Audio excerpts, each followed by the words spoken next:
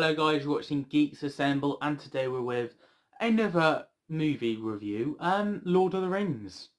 We did the Hobbit trilogy, and that was my first time ever seeing the Hobbits trilogy, and you should check them out, their reviews on my channel.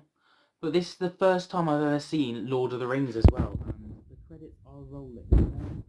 So, I just finished watching my first ever movie of Lord of the Rings. Yeah. Well, I thought it was an alrighty. It was an alrighty, you know. I enjoyed a lot of stuff. I loved the little references, like all these three. I don't know what they're called. I forgot the names of them, but these three things were coming, uh, uh, trying to eat us in dinner. That was a lovely reference to the Hobbit movies. There was also a lovely reference with the dragon. That was nice. And yeah, Bilbo Baggins was nice to see him as a younger person, but I do prefer um, the Hobbit version, I have to admit.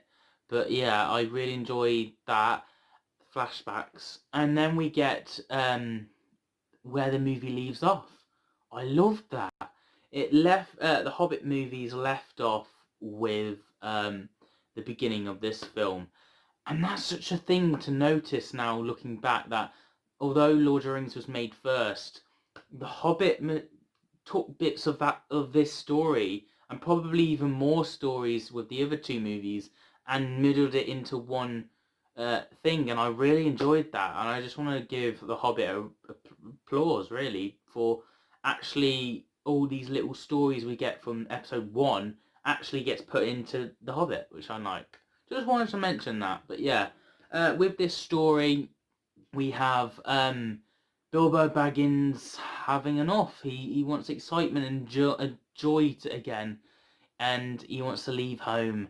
So he uses the ring one last time, and on his 108th birthday, I don't know, his over 100 birthday, puts it on and goes bye and disappears, you know, and lands in, tries to get home and pack up, but he speaks to the wizard Gandalf, and I love the confrontation between them two. There's not enough chemistry there, I think, as when we got with the other films. I just think because I've watched them, I think I enjoy the other characters who play these characters better. Well, there's only one character really returns, but there might have also been, I'm not sure, put down in the comments because I'd love to know, the Dwarf King's cousin or family member that was in the last Hobbit movie. He is in this one, is he? The dwarf that basically runs around trying to help Froby. I don't know. I'm a kid. This is my first ever movie of The Hobbit, and Lord of the Rings. So you have to forgive me. I am a noob to all this.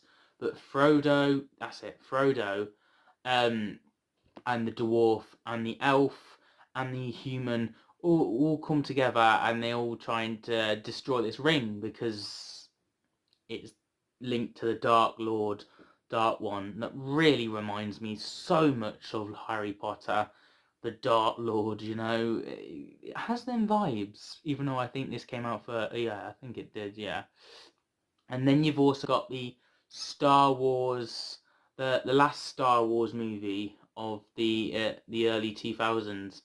It does remind me of that as well. So yeah, maybe this was the time period the film was actually made in.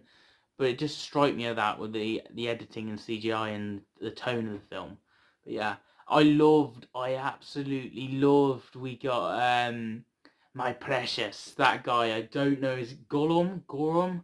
I'm not particularly sure on his name, but I loved him in The Hobbit. If you saw my reviews of that, and I loved that he was in this, and I hope we get to see some more of him. Even though I did see him get tortured, which was a bit sad.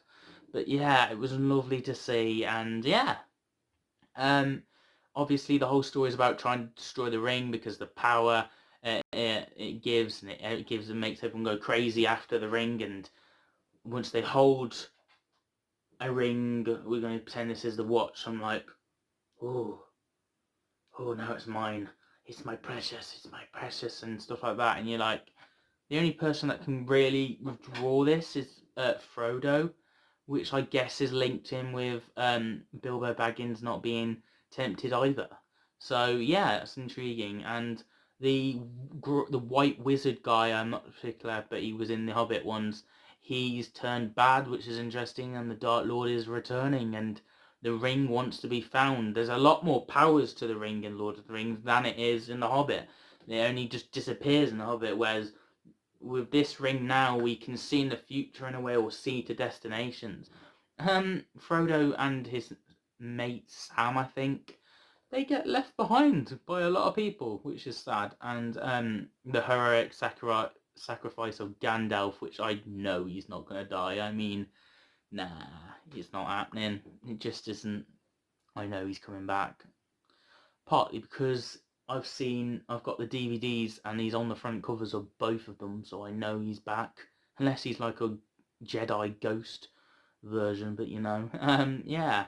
So I kind of guessed that, but I don't know anything else about the second film that's out, which I'm going to be reviewing next week. So you might as well check my review out of episode 2. I'll have a lot more clarity. I'll have a lot more of a feel to the tone of where these stories are going. And obviously, I've only saw The Hobbit and this film. So next week, I will be reviewing episode 2 of Lord of the Rings, The Two Towers, I do believe it's called, which is interesting. I guess this is where they finally will try and destroy the ring. One thing I loved about, I keep saying Hobbit. I don't want to defend anyone if I keep saying Hobbit's better, but the one thing I loved about them is the continuing on stories. Like, the first film leads into the second one, the second one leads into the third one, and so far, the first one leads into the second one of the Lord of the Rings. So I'm hoping, because I like the tone of it, Lord of the Rings, the second film leads into the third one. That'd be good. But yeah, I'm just really intrigued and enjoying the run of the Lord of the Rings. Like, in general, I think it's a good story, good motives. Yeah, I'll have to do a ranking with all these movies when I'm finished. But right now, I'm going to give this story out of 10 a 7. Well, this is the lowest score I've given out of them all. So we've got the first Lord of the Rings that got, the Hobbit movie got a 7.5. Then the second film got an 8, or an 8 point, yeah, I think it was an 8. Then the third Hobbit movie got a 9.5 because I absolutely loved it. And then this one gets a 7 because, I don't know, I found myself a bit dragged on, and these are long films. These are like 3-hour long films, and it's just, and it can help but drag sometimes. But yeah, it's good. I really enjoyed the story. It's just, I feel like there's been better, which I hope there's more better to come with watching the second one and the third one. But anyway, stick around for my review of the second and third one next week on the channel, and check out my Hobbit movies of the previous couple of weeks ago. But also we do reviews like Daybreak, Star Wars trilogy we're going to be reviewing. We're going to be reviewing the Marvel trilogy, Batman, Back to the Future. But also we don't just do movies, we do shows like Being Human, Merlin, Star Wars, Robin Hood, Sherlock, you name it. We'll be doing it, Gotham, and we'll also be doing Rick and Morty at some point. So there's a lot of random stuff we'll be reviewing. And yeah, so stick around, there's a lot to come. And yeah, hope you enjoyed. I'll see you guys from the video very soon. Have a nice day.